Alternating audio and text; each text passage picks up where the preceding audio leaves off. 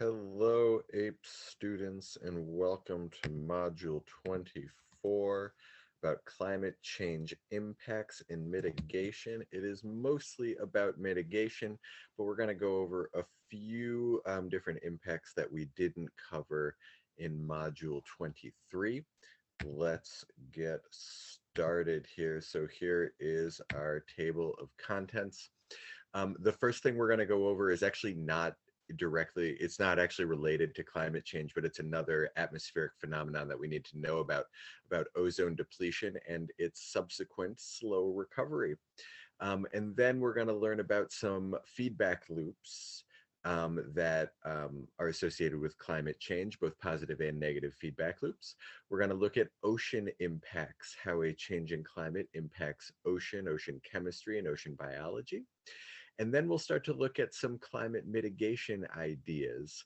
Some ideas like geoengineering and how we can, what are some ideas to cool the planet and different strategies to do that. And then finally, we'll look at some policies, some international treaties that have been signed meant to tackle climate change. So let's get right in to ozone depletion and recovery.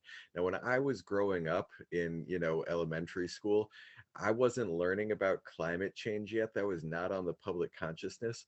The big environmental concern that we had when I was like in fourth grade and, even into high school a little bit, was ozone depletion. The ozone layer is up in the stratosphere, and it is important because it blocks UV light. UV light, particularly a certain type of UV light called UVB, is damaging to vegetation, and it's the thing that like gives you a sunburn.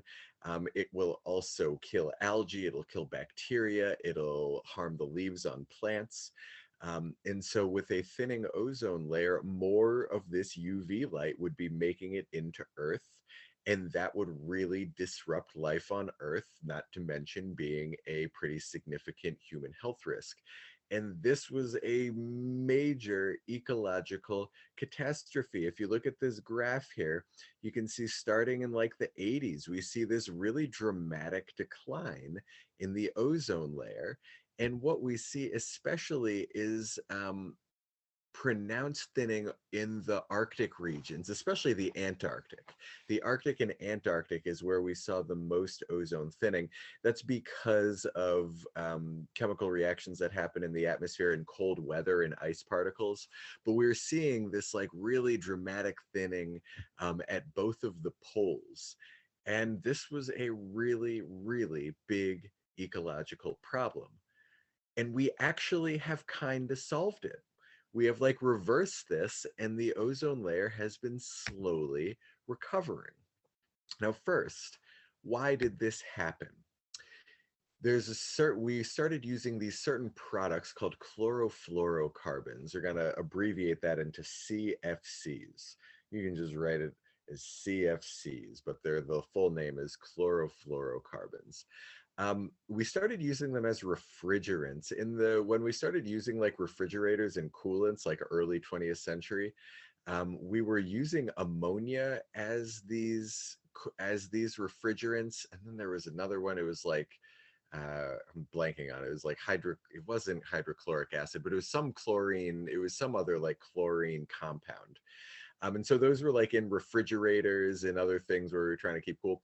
And the problem with those things is they're like totally toxic. They're like deadly toxic. And, our technology wasn't awesome in like 1915 or whatever.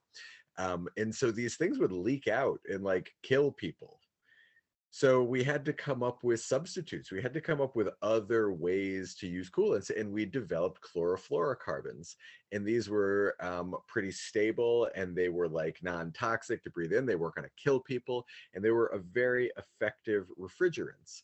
So we were first using them as refrigerants, but then we started to put them as other uses, and we started to make them as like propellants and aerosols. So like CFCs would be in hairspray bottles, in bug spray bottles, and we'd spray those things out all over the place. And then the CFCs would go migrate up into the atmosphere. Well, it turns out that was all sorts of bad because these CFCs are ozone depleting compounds. They enter the upper atmosphere and they undergo this reaction that degrades ozone. So remember, just want to take a side note and remember that ozone, in this class, we've talked about ozone in two contexts. We've talked about ozone as a pollutant, and that's when it's in the troposphere, the lower layer of the atmosphere where you and I breathe. It's a product of the photochemical reaction. And it's a pollutant there because it's not good to breathe in. It's really damaging to your respiratory system. What I'm talking about right now is our good ozone, and that's in the stratosphere, about 8 miles above your head where nobody's breathing. And there is a it's quite a thin layer. It's like a trace element of the atmosphere. But there is a concentration of ozone up there, and it deflects UV light back out into space. It prevents too much UV light from getting in there. When the CFCs got up there, it was breaking down the ozone. And here's how that happens. You actually need to know this reaction a little bit. Right here is a chlorofluorocarbon. Chloro, chlorine, fluoro, fluorine, carbon, CFC, chlorofluorocarbon. What we are interested in here is actually the chlorine, because when it gets way up high into the atmosphere and it gets exposed to pretty direct UV light, that UV light will knock off a chlorine. And chlorine, single chlorine atoms are quite reactive, and ozone, O3, is not particularly stable. It's pretty easy to break apart. These chlorine atoms, once they break apart, will interact with the ozone and they will kick out one of the oxygens. They will steal one of the oxygens there, leaving behind an O2 molecule and chlorine monoxide, ClO. Now, there's nothing wrong with an O2 molecule. That's just oxygen, like the stuff you breathe. Problem is, it's not ozone, so it's not deflecting any of the UV light back out into space. So this chlorine atom has just broken down an ozone molecule. But it doesn't end there. It actually gets worse than that, because in the stratosphere, there's lots of these oxygen free radicals, lonely oxygens. They're just floating around up there. The reason they're floating around up there is, one of the reasons anyway, is because of the ozone. Ozone is actually unstable. So naturally, ozone is constantly breaking down into O2 and O, and then reforming into O3, and breaking down and reforming. So constantly you have these little O molecules just floating around there. The problem with these O molecules is that they'll bond more tightly. O2 is easier to form than ClO. So when ClO, the chlorine monoxide, finds one of these oxygen free radicals, the oxygen comes in, takes its place. Now you have another O2 molecule, and the problem is that now this chlorine is free again. And what's that chlorine gonna do again? It's gonna run back and break down another ozone molecule. So it's not like a one-to-one thing. It's not like one CFC breaks down one ozone molecule. One CFC can have a bunch of chlorines that hang out up in the atmosphere for a long time and break it down. And this is why ozone has been recovering quite slowly, even though it has been recovering, because there's still a lot of residual stuff up there. So how did we fix it? This is one of like our great international treaty successes. Passed this treaty called the Montreal Protocol. It was signed in 1989, I think, but it started phasing out CFCs in 1990. It is was the first universally ratified protocol in the history of the UN, where all members of the UN became signatories to it. It also phased out a substitute for CFCs. Once we figured out CFCs were kind of bad, we developed hydrochlorofluorocarbons as substitutes. Those are also ozone degrading substances, but they're less bad than CFCs because they break down for the most part, break down before they reach the stratosphere, so they don't have as much of an impact, but it phased them out as well. And we start to see, beginning around the turn of the millennium, beginning about 2000, we start to see a recovery in the ozone. There's very little CFC still used. They're still like in some old refrigerators and stuff, but they've been largely phased out. There's actually a mysterious spike in CFCs. It was like 3 or 4 years ago that we ended up, because it's a sort of big mystery. We ended up pinpointing it on China. China. They were like using CFCs again, but they seem to have stopped. And so you can see the projections for stratospheric ozone are very good. Look how deeply the Antarctic ozone layer had thinned through the 80s, and we project that to recover. And if we look at our global one from the 1960s levels, we anticipate that ozone layers will be back at their 1960s levels by about 2050. So this is something that, you know, it takes time to get back to where we normally were, but this is actually a problem that we seem to have solved, like a major global ecological problem that human beings seem to have solved by agreeing to things and using science. Good for us. Side note, I want you to know CFCs and HCFCs are both extraordinarily strong greenhouse gases. I'm talking like 1,000 to 3,000 times more powerful than carbon dioxide. Very trace concentrations in the atmosphere, but enough concentration that we should pay attention to them, enough that it matters. So that's just a side note. Doesn't have to do with ozone depletion, but these are super duper strong greenhouse gases. They trap a lot of infrared heat. All right. So now we're going to move back. There are these climate feedback loops that we need to know about. And I'm going to tell you 2 positive feedback loops and 1 negative feedback loop. Now remember, positive feedback loop does not mean good. In fact, in this case, positive feedback loop means most certainly bad.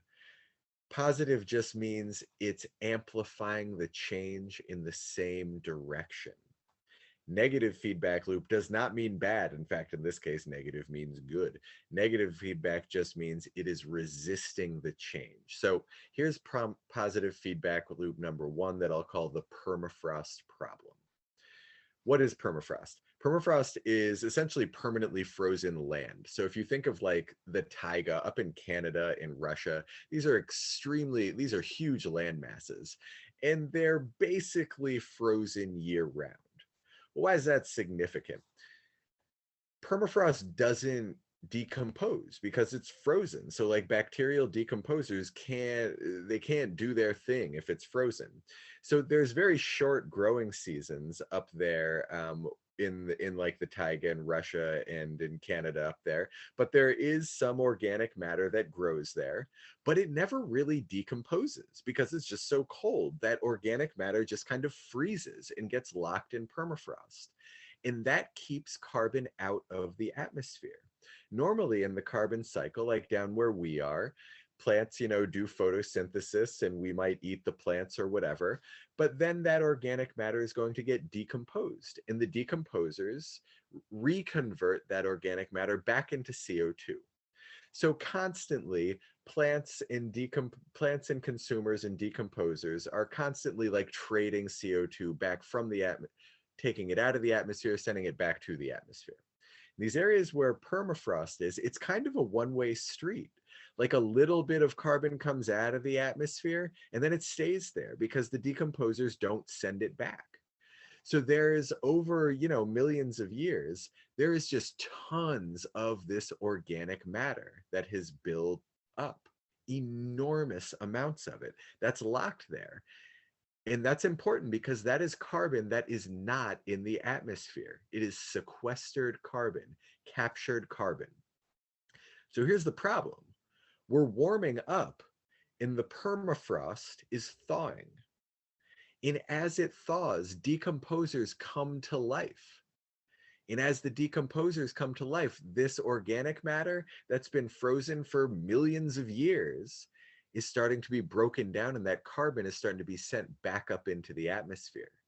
So there's carbon emissions that's not just us burning fossil fuels. There's carbon that's entering the atmosphere because of decomposition that's kind of picked up. So let's have a look at this feedback loop sort of diagrammatically here. Here's our input. Here's our first change. We have an increase in greenhouse gases. That's increasing temperature. That's us. That's us burning fossil fuels, temperature increase. This causes the permafrost to thaw. The permafrost thawing causes previously frozen organic matter. It starts to decompose. When it decomposes, that organic matter gets converted into carbon dioxide, or even worse, methane. A lot of this permafrost is in an anoxic environment. It's been frozen so long, there's no oxygen down there. And when things decompose in an anoxic environment, they create methane, which, as remember, is 20 times stronger greenhouse gas than carbon dioxide. So some of this carbon is getting released up, not as carbon dioxide, but as methane, which is even worse. And that leads to an increase in the concentration of greenhouse gases, which brings us back to an increase in greenhouse gases. So this is a positive feedback loop. Even if we just magically, if I could just magically snap my fingers and boop, we stop burning fossil fuels, the concentration of greenhouse gas in the atmosphere would continue to increase because of this positive feedback loop. It's a very powerful one, and by some projections, quite a frightening one, because look at this stat. The amount of carbon locked in the permafrost, there is more carbon locked in the permafrost than what we have in the atmosphere right now. Now, it's not realistic that all of that carbon would go into the atmosphere. Like, that's not an outcome. But this is just like to point out, there is an enormous amount of carbon there, and it's starting to seep into the atmosphere, and a lot of it's starting to seep in as methane. And the warming potential of this feedback loop is very strong. So that is one of our positive feedback loops. Second positive feedback loop is the ice cap problem. Normally, so first of all, the background on this is that the Arctic Ocean is generally frozen. So like at the North Pole, it's the Arctic Ocean, it's water there, but it's really cold and it's generally frozen the whole time. So it creates this big old ice cap right at the top there. This is important because of a concept called albedo.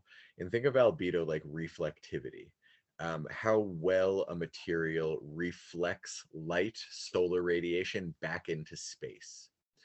So look at this global map right here. This is showing terrestrial albedo, and red means high albedo, and green like means low albedo, and blue means low albedo. So like oceans are not reflective at all. Oceans absorb a lot of light.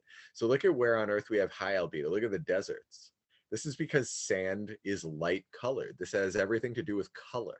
Things that are light colored reflect more light. So like the Sahara Desert, has very light colored sand, so it reflects a lot of heat back out into space. If you go up here where I was just talking about where the permafrost is, in the tundra way up here where it's covered in ice and snow, very high reflectivity. And crucially, the Arctic Ocean has historically been a massive ice cap. And that massive ice cap has acted like a mirror that, just like solar radiation comes in from space and ping, it gets sent right back out into space. And that keeps us cool. Our problem here is that the Arctic ice is melting and tundra ice is melting. But the main thing here is the Arctic ice. Water absorbs heat. It doesn't reflect it, it absorbs it. The numbers are like ice reflects 90% of solar radiation and water absorbs 90% of solar radiation. So look here, see, this is like the Arctic ice minimum. See this outline right about here? These are historic levels. That's like the median extent of like the last 30 years. And even before that, it would have been even bigger, like 40 years. It says from 81 to 2010, so a 30-year range. And this is 2020. Look how much ice loss there has been. That's an enormous area of ice loss. So this area that used to be a big old mirror for solar radiation, sending it back out into space, we have traded it for a sponge of solar radiation. And that is a bad trade when it comes to warming. So here it is diagrammatically. Temperatures increase. Arctic ice cap melts. Albedo decreases as ice changes to water. More heat is absorbed by Earth, temperatures increase. So these are two positive feedback loops. They're both quite powerful, very important. Our loss of albedo is a significant warming factor. There is one negative feedback loop that I want to tell you about, and that is the clouds. The background here is the warmer it gets, the more water evaporates, and that increases cloud cover. Well, what color are clouds? They're white. Clouds, like all light-colored things, have high albedo and reflect heat back out into space. So what's this feedback loop? I'm just showing it diagrammatically. Temperatures increase. Remember, this is negative. So our final one needs to resist the initial change. Temperature increases. More water evaporates. More clouds are formed. Clouds reflect light back into space. Temperature decreases. That is negative feedback, where our initial change, temperature increases, ends up being resisted. Temperature decreases. All right, so that's a feedback loop that is helping us out. There are a few other ones that could be mentioned, like plants grow a little bit more in a carbon-rich atmosphere. Think of like the formula for photosynthesis. They take in CO2, so plant growth rates increase a little bit when there's more CO2. So as CO2 increases, photosynthesis can increase, and that's kind of a negative feedback loop as well. For this one, I just want to put in a side note. Clouds also trap infrared. So water vapor is also a greenhouse gas. So there's kind of two sides of this. The cloud cover will deflect more light back into space, solar radiation back into space, but the cloud cover also traps heat that's being emitted from Earth. So there's kind of two sides to the cloud cover thing. But those are a few examples of climate feedback loops. Okay. So now we're going to get specifically into impacts on the ocean, and there are two impacts that we want to know about. One is just oceans are getting warmer, and the other is oceans are getting more acidic. Oceans are getting warmer. Let me bring both of these up here. That's intuitive. Temperatures getting warmer. So if temperatures are getting warmer, the oceans are getting warmer, and you can see this is like mean ocean temperature, and you can see the trend there that oceans, are clearly their temperature is increasing. The acidity is an interesting one. Oceans are actually the largest carbon reservoir on Earth. Oceans absorb a lot of CO2. Just because they're able to dissolve it. They're able to hold a lot of gas. As atmospheric carbon dioxide levels increase, so atmospheric carbon dioxide is absorbed by oceans. And if there's more in the atmosphere, there's more in the oceans. When carbon dioxide is absorbed, it will react with water and form carbonic acid, and this is a weak acid. The more carbon there is in the atmosphere, the more there is in the ocean. The more there is in the ocean, the more carbonic acid you have. The more carbonic acid you have, the lower the pH of the ocean. So that's why oceans are acidifying. It's because of the increase of carbon dioxide, and that's entering the water and reacting to form carbonic acid. So why do we care about either of these things? Acidification matters because there's a lot of organisms that are really sensitive to acidity. Anything that's making a shell, that's building a carbonate skeleton like coral, anything that has an exoskeleton like shrimp, all of those things, they need carbonate ions in order to build them. But carbonic acid removes carbonate ions from the ocean. So the more acidic the ocean is, the less carbonate ions there are. And if those aren't there, then corals, clams, shrimp, they're unable to grow. And when it gets particularly acidic, they'll start to actually dissolve. Those things, that the acidity will react with the shells of coral and clams, they're calcium carbonate. In an acidic environment, those things dissolve. And so clams, coral, they're unable to grow and are in fact disintegrating in more acidic environments. And this is really important because these guys are bottom of the food web stuff. Clams, shellfish, they are really important ocean filters, and they regulate ocean chemistry. They're going to be bottom feeders, so they're going to detoxify water. Things like shrimp, stuff like that, they're bottom of the food web. So when they go down, that's going to have ripple effects all the way up the trophic levels. We know how important corals are to ecosystems, and their calcium carbonate skeletons, they're unable to grow and can dissolve. And they're these really important habitats. So this is a really substantial threat to biodiversity, not necessarily because, let's say, a fish itself can't tolerate acidity. Most of the fish can tolerate slight acidity. Some of them can, some of them can't. But the problem is the effect on the food web. And these guys are bottom of the food web, and changes to ocean chemistry really have substantial ripple effects throughout ocean biodiversity. Then we have warming, and this is something that we talked about back in Unit 4 when we talked about coral, so I won't spend too much time on it. Warming oceans causes coral bleaching. Corals have that symbiotic relationship with algae called zooxanthellae. That's what gives coral its color. The coral give the algae a nice, safe home to live in, and the algae photosynthesize and provide the coral with sugar. They feed the coral. When the coral gets stressed by temperatures, it will expel the algae. It can no longer house the algae. And that's what leads to bleaching, that white colored coral. Eventually, if coral is bleached for long enough, it will starve, it will die, because it needs that symbiotic relationship. Bleached coral is not dead yet, but if it stays bleached too long, it will die. And that's why warming is such a threat to oceans. Okay, let's get to some solutions here. So now we're going to get into climate mitigation.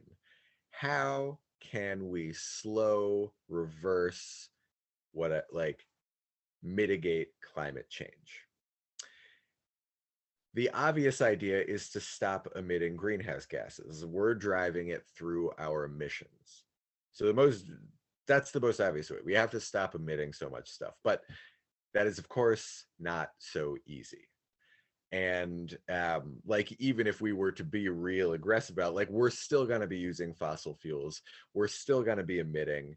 Temperatures are still going to be rising. Those positive feedback loops I talked about are going to play a role too. We can't just flip the switch and turn this thing off. Hopefully one day we get to a zero emission world where we don't burn fossil fuels anymore. But until then, we might maybe want to consider doing some stuff to slow down warming. So here are some of the ideas. I'm going to give you 6 of them. Some of the ideas are simple, pretty straightforward. Some of them are kind of wild, and you can make your own judgments as to their validity or insanity. There are 2 general categories for how we can do this. Category number 1 is capturing carbon, getting carbon out of the atmosphere. This is not no longer emitting carbon, which is let's not use fossil fuels anymore. This is, there's carbon in the atmosphere, let's get it out of there.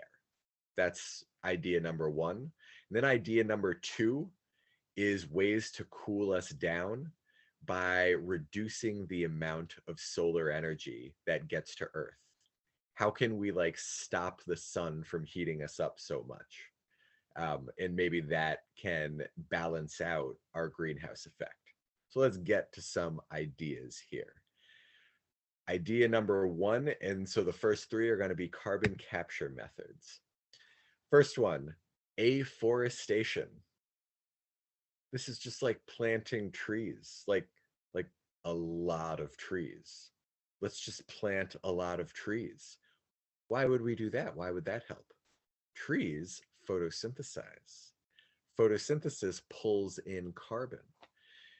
If we remember from our net primary productivity, forests have relatively high net primary productivities. So if we could plant forests where forests don't currently exist, that would increase the primary productivity of Earth, and that would pull carbon out of the atmosphere and lock it up in trees. So we could plant forests where there used to be forested areas and we deforested them. We could try to convert grasslands into forests, which is a little trickier because it might require like irrigation or something like that. Or low productivity areas, marginal areas, we could try to convert those to forests. Let's just like, the idea is to like try to take all of the land that we're not like putting to particularly good use right now and try to convert it to forests to try to get carbon dioxide out of the atmosphere.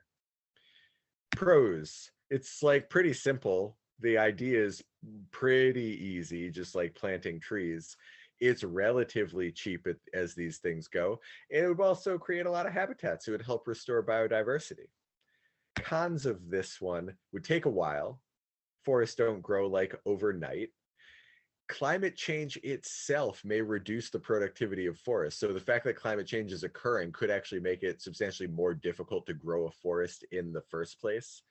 And then unproductive land, so like that marginal land, would have to be fertilized, and that would require a lot of fertilizer, which would lead to runoff and eutrophication. Those marginal lands would also require a substantial water footprint because of all the water that you'd have to use to irrigate it. So planting it in marginal areas could have some, you know, a decent like energy input, a decent input in terms of fertilizer in water to make it grow. But it's a fairly, you know, simple thing to do. Trees are pretty good at sequestering carbon, and we should be planting them and not cutting them down. So there's geoengineering option number one. Number two, ocean fertilization. Cause algae blooms.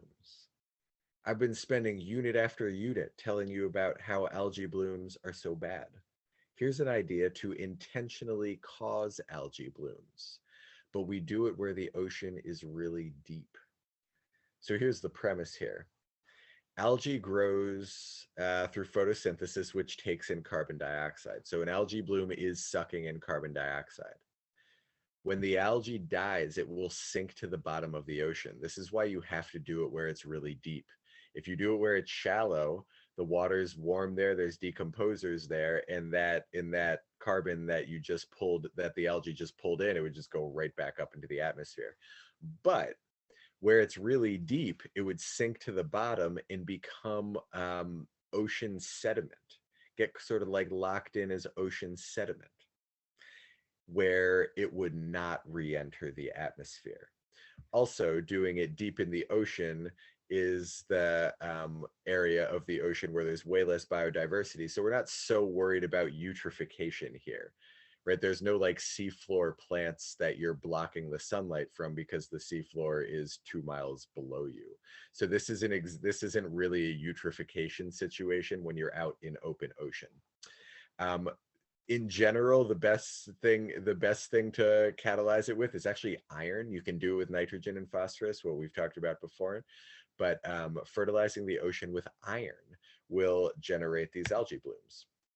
This is another thing that's relatively easy to do. It's relatively cheap, and it could cause a nice rebound in biodiversity in the pelagic zone. The pelagic zone's that open ocean because it's building up the bottom of the food web. It would be creating food through those algae blooms. Our cons, it's got limited effectiveness because a lot of that carbon would get cycled back into the atmosphere. Not all of, a lot of it does get decomposed and sent back up into the atmosphere. Not all of it becomes ocean sediment. Could mess with the food web, like causing these algae blooms. We don't totally know what would happen. And then some of the carbon, if it gets decomposed in an anoxic environment, would get cycled back as methane, and that's a bad trade. That algae could be pulling out carbon dioxide and then sending back up methane, which is even more powerful a greenhouse gas. So those are like the cons of that one for ocean fertilization. Next one, carbon capture method, is like literally capturing carbon. Carbon capture and sequestration, filtering carbon out of the atmosphere. And then what do we do with things we don't like? We bury them. You bury it underground. Premise is carbon dioxide's problem, right? So let's build some machines that get carbon right out the atmosphere and put it underground where it won't bother us anymore. Good plan. Pros.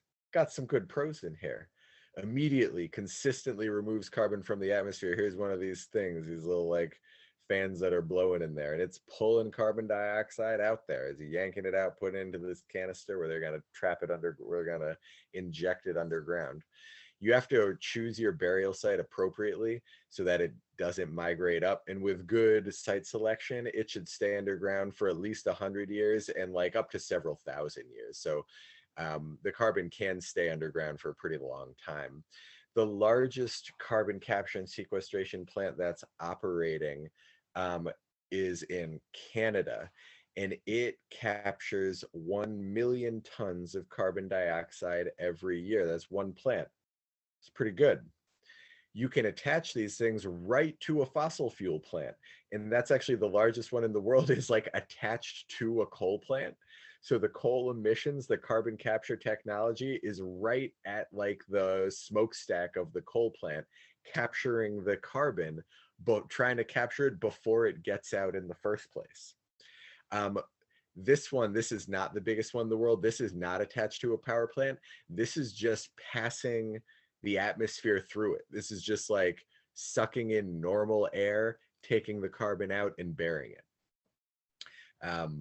Now, what are the cons of it? This is really expensive. It's not easy to do.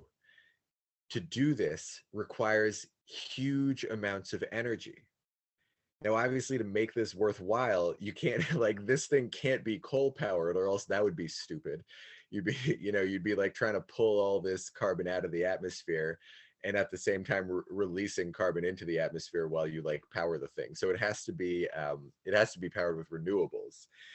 So you have to have good infrastructure with that, and they pull a lot of energy. So it's a high stress on your electric grid, and it makes way less energy available to like people to use. So it's a really big stressor on the electric grid. To do this reaction, it takes a lot of water, so there's a fairly high water footprint. That stat 100 million tons of carbon dioxide every year, it's a big number. I don't want to like minimize it, but that's about 250,000 cars, that the annual output of 250,000 cars.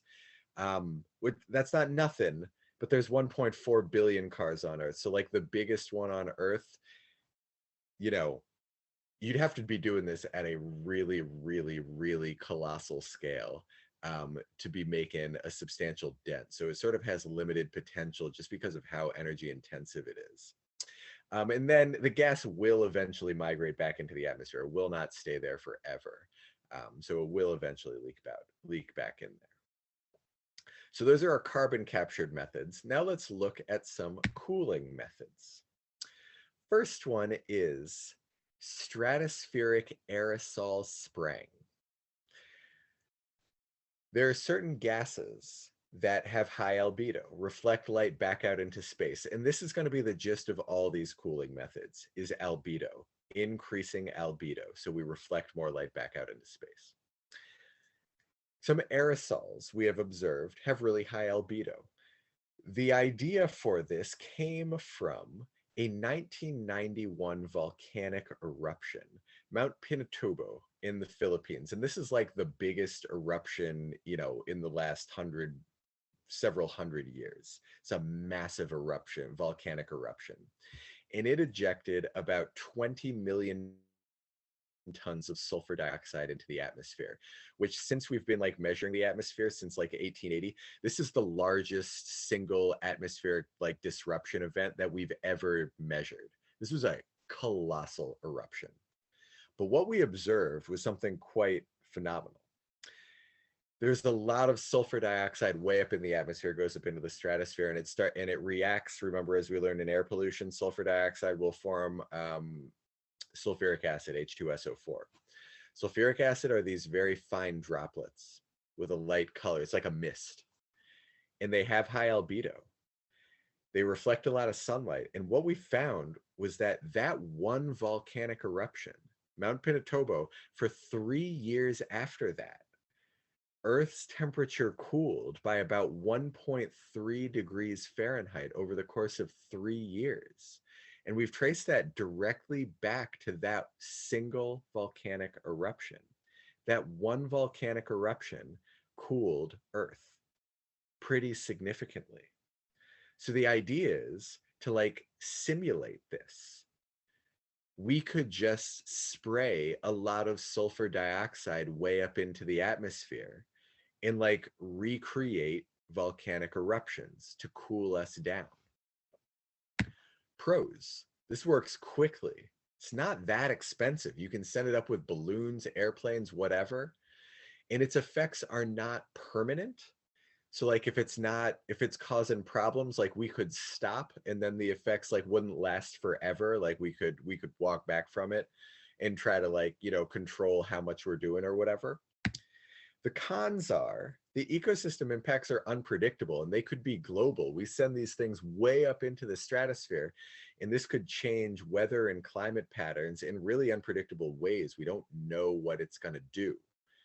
And that will cause unpredictable ecosystem impacts as well. And then the other thing, this will definitely like cause acid rain. You're creating sulfur dioxide up there. So there's going to be acid rain associated with it. You could also put as a con, it's also not directly addressing the problem, which is greenhouse gas emissions. This is like trying to balance out greenhouse gas emissions by reducing the amount of sunlight. So this is stratospheric aerosol spraying, number one. Number two, marine cloud brightening. What's the premise here? Again, albedo. Increase albedo by making whiter, thicker clouds. Premise is, if you spray ocean water, salt water up into the atmosphere in a fine mist, it creates thick white clouds. It helps make clouds thicker and whiter. So they'll bounce more light back out into space, keeping us cool. That's the idea. Here's like a prototype of what we imagine these things might look like out in the ocean there. The pros are this would not impact climate on a global scale. It would be pretty regional. So you wouldn't have like that unpredictable thing, like, I don't know, like coming back to this one here, the unpredictable weather patterns. Like if we sprayed this a lot, maybe it would like prevent the monsoon in India, like unpredictable stuff like that could happen. With this one, that's not likely to happen, unpredictable things. This would more be localized. Very temporary effects. If you stop doing it, the clouds dissipate and the effect goes away.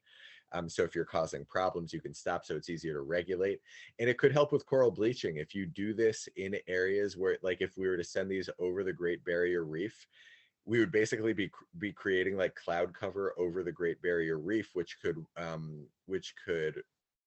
cool the water temperatures and help protect the reef. The cons are, it's not clear how much global effect this would have. And to have a significant effect, you would need a really epic fleet of these like misters, and that would be very, very expensive. But that's another idea. The final idea is the most simple of all, and this is roof whitening. Paint roofs white. Increase the albedo of the stuff we have built, because in general, our roofs are dark colored and they absorb a lot of heat. Studies show this is done in India, where in southern India, where it's hot. A lot of people don't have air conditioning. Summers are pretty brutal. Tried heat whitening, and they showed that the temperature of the roof itself was 30 degrees Celsius. 30 degrees Celsius, that's a big difference. Cooler than an unpainted roof. That doesn't mean the building was 30 degrees cooler, but like if you have like a tin roof during the summer, like you can't even touch it. It's really, really hot. So that cools the temperatures of the roofs a lot. So it does work. Researchers at Berkeley estimate that if this were implemented globally, which is of course like an unbelievable undertaking to like whiten every single roof on Earth, but it would have the cooling equivalent of taking 300 million cars off the road for 20 years. So it'd be substantial. Pros are, it's easy to do. You're painting a roof. There's no climate uncertainties, and it reduces energy needed for air conditioning. The cons, I don't know, it's hard. It's a lot of painting. Be hard to do. It also, in places where there's a winter, it makes your building a little bit colder. But honestly, there's not many cons to this one. This seems like something we should be doing. Like, because why not? Like, it's not gonna solve the problem. None of these things are gonna solve the problem. The question is, should we be doing them? Should we be trying a little bit to maybe help out? And the roof whitening thing, there's not many cons to it. Seems like a solid idea. All right. Done with geoengineering. Let's get to international treaties. There are three that I want you to know about. One is the Montreal Protocol. I already told you about that. You already got notes. Phased out ozone depleting substances. Super successful. Pat ourselves on the back. Way to go, humans. We have two climate treaties, the Kyoto Protocol and the Paris Climate Agreement. And I'm going to look in a little bit more detail at both of those. The Kyoto Protocol was signed in 1997. It had been being talked about for a while, but the Kyoto Protocol was the actual agreement where they came up with like the concrete plan. And it was the first major international treaty where there were specific goals set for greenhouse gas emission reduction. Paris Climate Agreement was from 2015, and over 200 countries signed the agreement. And their specific goal was to prevent 2 degrees of warming, to stop global warming before it reaches 2 degrees Celsius. So let's have a look. Here's the Kyoto Protocol. The stated goal is to reduce greenhouse gas emissions by 5% compared to 1990 levels by the year 2012. So again, it's signed in 97. So in 97, they're like, we want to be emitting 5% less than we were in 1990, and we want to achieve that goal by 2012. This agreement focused on MEDCs. MEDCs were the only ones making a commitment here. So most countries were agreeing to reduce their emissions by about 20% by the year 2012. LEDCs were not mandated to do anything. They were encouraged to set their goals, but participation was voluntary. The premise of it being is that like if you prevent LEDCs from using fossil fuels, that will really hinder their economic development. MEDCs with already sort of like mature economies are in a more comfortable position to try to pull back away from fossil fuels, but that it didn't seem reasonable to ask like a really poor country that can only afford coal to just be like, oh, you have to stop using coal now. So that was the idea there. Was it successful? Here are the countries, list of countries that made commitments. Red countries are countries that definitely did not meet their commitments, and blue countries are ones that actually reduced their emissions.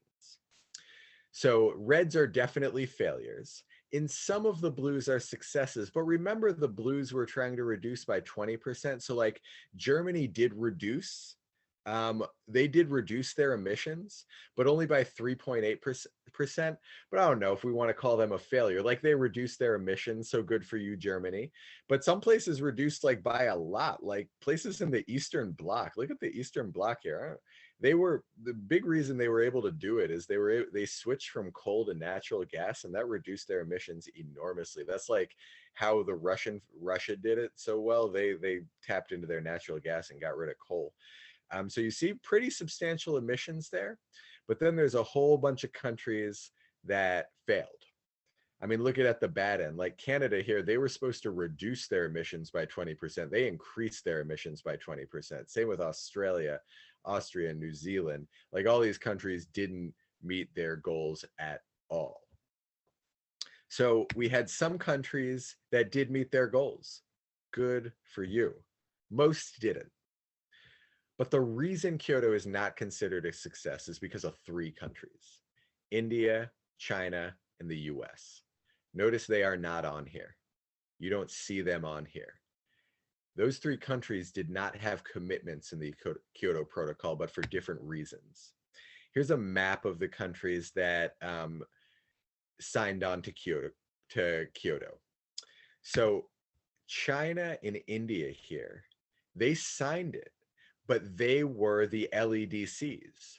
So they were exempt from the goals. They didn't actually have to meet any goals. That wasn't part of it.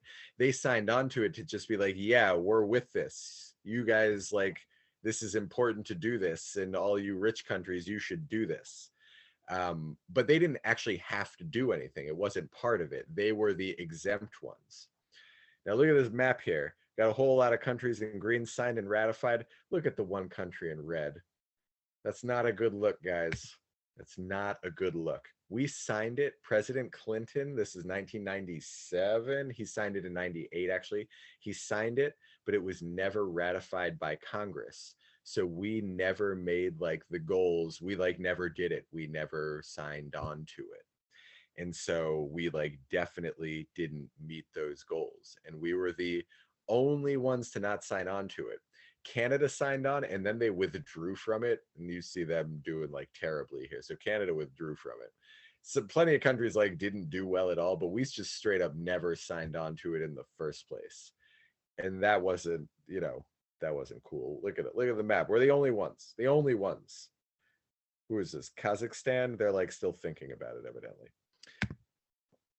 Why is that so significant? Well, here's greenhouse gas emissions from 1960 to 2020. Look at the three countries: China in red, India in yellow, US in this blue here. China, the US, and India account for 60% of global emissions, and they, in those three countries, did not actively participate in the treaty. So the treaty can only be so successful if the three biggest emitters on Earth are not playing the game. They sat it out. So generally, no, Kyoto is not considered successful. Just a quick note here. This doesn't have to do with anything, but look at this dip, 2020 dip, China dip, India, US, everybody. Look at this little dip there. That's the COVID dip. As greenhouse gas emissions drop during COVID. So you can sort of see it there. Now let's look at the Paris climate agreement. This is a complicated one. So I want to sort of go through it with this nice little note sheet that they provided as sort of a summary of the agreement here. And there are a few things I want to highlight. So the Paris Climate Agreement signed in 1995. And it was pretty impressive to get 195 countries to come talk about this thing, sign on to this agreement, and agree to try to achieve like really ambitious climate goals, like set really lofty goals.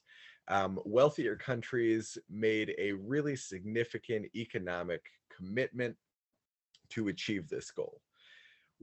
The world came together basically and said, this is a problem that we all agree we need to try to solve. And we want to try to keep it we want to try to like prevent these certain things from happening. And that's not nothing. That's not nothing to get the world to come together. Now it has its criticisms, legitimate criticisms. The criticisms. So first of all, like the good things here, I would circle a few things. Approved by 195 countries. Great.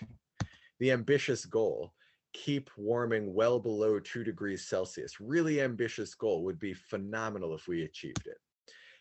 Rich countries provide $100 billion from 2020 as a floor. Like that's the minimum that we're going to provide is $220 billion. And developed countries must help provide financial resources to help developing countries out. So there's going to be, some sort of like wealth sharing in this. So those are some really positive aspects of the Paris Climate Agreement. So here's some criticisms. First of all, each country set their own goal. That was sort of like seen as the only way to get everybody to agree to it, is if each country could set their own and not to like force anybody into anything.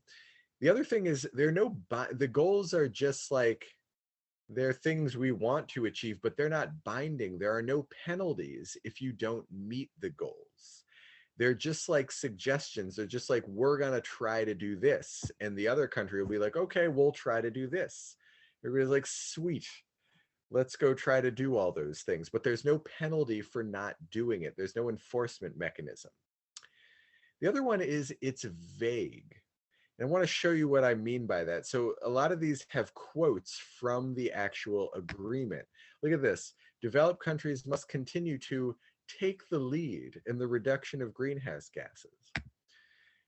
Developing nations are encouraged to enhance their efforts and move over time to cuts. Aim for greenhouse gases emissions to peak as soon as possible. Each review will inform countries in updating and enhancing their pledges. There's not really a clear plan for how to do this. There's nothing concrete, which is like, nobody's, a concrete thing would be like, nobody's allowed to use coal by 2030. Like that would be a concrete thing. There's nothing concrete in this agreement. It's all kind of squishy and vague, in countries saying what they're going to try to do, but they don't have to really specify how they're going to do it. Also, one of the more significant ones, they say their stated goal is to keep warming well below 2 degrees Celsius. Many groups say that, like, if you add up all of the commitments that all the countries made, and let's say everybody met their commitment, even if everybody met their commitment, that would probably not prevent a 2 degrees Celsius warming. So like the goal they set out to meet, their plan that they put forth, is not sufficient to meet that goal. So these are legitimate criticisms of it, but it doesn't mean it's not good. So let's look, has it been a success so far? Well, it's kind of early. We're only 5 years into it, but early returns, no. It's not going great so far. Here's sort of a map, and this is based on like whether or not what countries are doing is compatible with that 2 degrees Celsius goal. Dark black is critically insufficient. There we are again.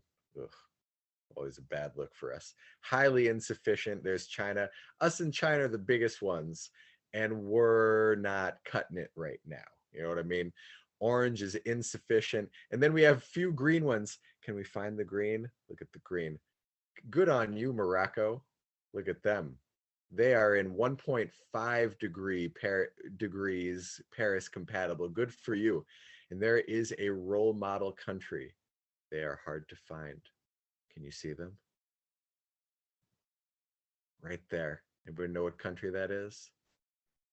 That is the wonderful country of Estonia, our one role model nation. Round of applause for Estonia, doing a bang up job over in Estonia. Now, the US was complicated in this. President Obama signed this in 2015. President Trump never liked this agreement and declared his intention to withdraw from it. Withdrawing from it wasn't quite as easy as just like saying, we're out. So it took a while. So he actually only officially withdrew on November 4th of 2020, which was a day after the election. So the day after the election, he withdrew us from the Paris Climate Agreement, and President Biden set in motion rejoining it the day he was inaugurated. So we were actually technically only out of the agreement for a few months, but the 4 years under the Trump administration, we were not actually like pursuing our goals. We were not technically out of the agreement, but we weren't trying to be compatible to it because like we were in the process of withdrawing. So we look bad in it, but we haven't like been trying to meet up to our commitment for, the last 4 years. So let's see what the future holds. That is the end